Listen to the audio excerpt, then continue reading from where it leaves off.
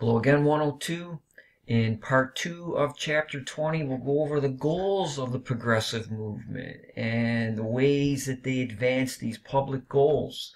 And originally, the progressive movement begins at the local and state level with political reforms, such as the direct primary, where citizens can now vote for candidates themselves instead of worrying about the convention as being the nominating mechanism for a candidate for office. The initiative, where citizens can propose changes in bills and laws that can address problems, or the referendum, a direct vote on something, and the recall, a way of removing an elected official from office.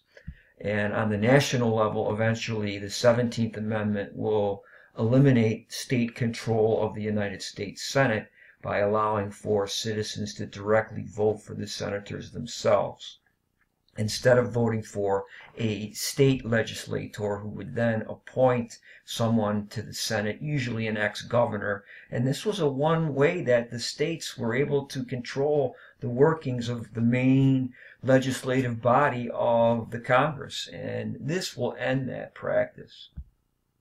Taylorism, science to problems of the workplace. Frederick Winslow Taylor was a god, ladies and gentlemen, to the Japanese. They fully embraced Taylorist solutions to maximizing efficiency and profits. Labor unions hated Taylor because they believe that all of these efficiency studies are just ways to get them to work faster. And that's always the goal of management, ladies and gentlemen. They want you to do as much as possible for the least amount of money. And it might be profitable for the employer, but not so much for the employee if you are not sharing in the profits of the company. But this idea of efficiency is going to be extended to many sectors of society. In the first decade of the new century, the commission system, which was first adopted by the city of Galveston, Texas, where local government collapsed after the worst hurricane of the 20th century. A tidal wave went over the island and it killed 8,000 people. It was the greatest natural disaster in American history. And the commission system placed ultimate authority in a board composed of a small group of commissioners who combined both legislative and executive powers in heading up city departments. Commissioners of sanitation, police, utilities, and so on. And these other systems then adopted the commission system. Even more popular than that was the city manager plan. There's a lot of places in the United States that operate with this political system, where a professional runs a city or a county government in accordance with policies set by an elected council and a mayor. Staunton, Virginia was the first to adopt the city manager plan in 1908, and Dayton, Ohio did later, first large city to adopt this system after a serious flood damaged that town. Friends of the working men. Andrew Forsyth, Governor Bob La Follette, and the muckraker Lincoln Steffens. Fighting Bob was a man with a huge head, as you just saw. And he declared war on a vast corporate combinations that are oppressing the people of the democracy. And he wants to fight political corruption. La Follette will run for president in the 1920s as the Progressive Party candidate. He will not win. And he was hoping that the Wisconsin state government would become the laboratory for democracy. And to do so, he worked closely with professors at the University of Wisconsin. Go get 'em, Bucky. How about them Badgers? And they would establish a legislative reference bureau. Again, science. Apply scientific techniques to the problems of modern society, and we can formulate solutions to those problems. They will help with research advice in the drafting of legislation. And these were some of the new ideas of the very early 20th century at the local and state level. And the Wisconsin idea of more efficient government was publicized and copied by other progressive governors in New York, in Michigan, and other states of the industrialized United States. But there's very little success early in the 20th century at regulating big business. That will come about in the second decade under Wilson, as we'll see. Other goals of the progressive movement and how they're going to go about implementing them: temperance, abstinence, and prohibition. The Women's Christian Temperance Union and the Anti-Saloon League will be the big organizations involved in trying to ban alcohol. And the WCTU was the largest group in the nation, had 300,000 members. They attacked drunkenness and they closed saloons. Carrie Nation would carry an axe and go into saloons and taverns and bust up all the beer bottles and alcohol bottles with her axe. And they hoped to prevent domestic violence by husband and fathers, to reduce crime in the streets, and 3, to remove one of the worst tools of corruption: free beer on election days. What? Used by political bosses to buy votes among the working class.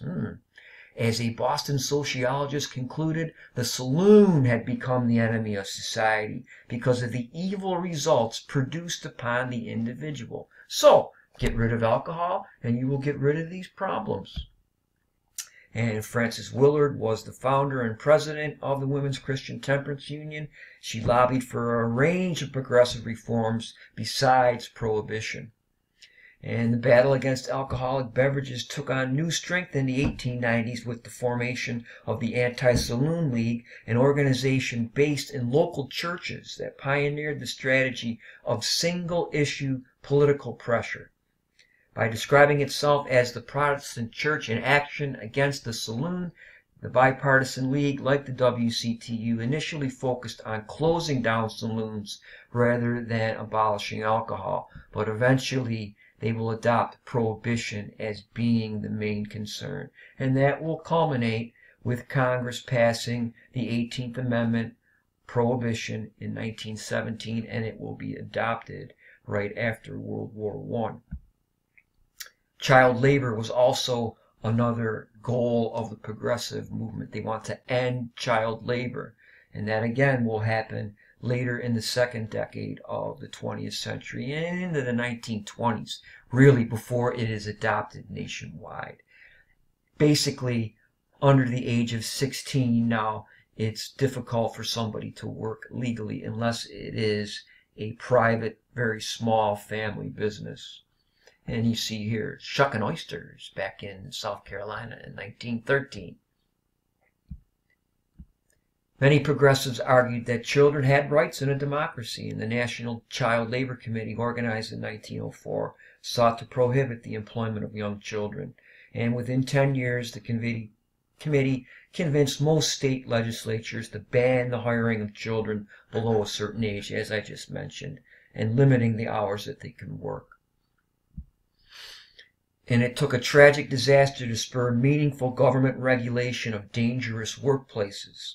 That's cut off a little bit up there. On March 25th, 1911, a fire broke out at the Triangle Shirtwaist Factory, called a sweatshop because of its cramped and unventilated work areas in New York City.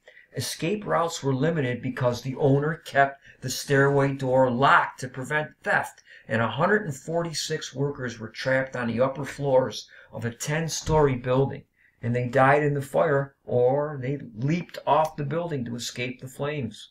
And the victims were mostly young, foreign-born women in their teens, almost all of whom were Jewish, Italian, or Russian immigrants. And in the aftermath of these gruesome deaths, dozens of new city and state regulations dealing with fire hazards, dangerous working conditions, and child labor were enacted across the nation. And one of the last goals that will be implemented in the second decade will be the income tax, the former populist goal of the 1890s. It will be enacted in the Wilson administration. It was an old idea. They had it for a couple of years. And when millionaires responded that they were going to leave America if they implemented the income tax, Bryan exclaimed, "If some of our best people prefer to leave the country rather than pay the tax, let them depart." and the Supreme Court declared it unconstitutional at that time. It doesn't go away. Progressives believed that such a tax would help slow the concentration of wealth in the hands of the richest Americans, who between 1890 and 1910 had nearly doubled their share of the national income. Sounds rather familiar. Chiefly at the expense of the middle class. In 1907, Roosevelt announced his support for that. 2 years later, William Howard Taft did, and Congress finally, in 1913, passed the 16th Amendment, and it is ratified by states to become national law.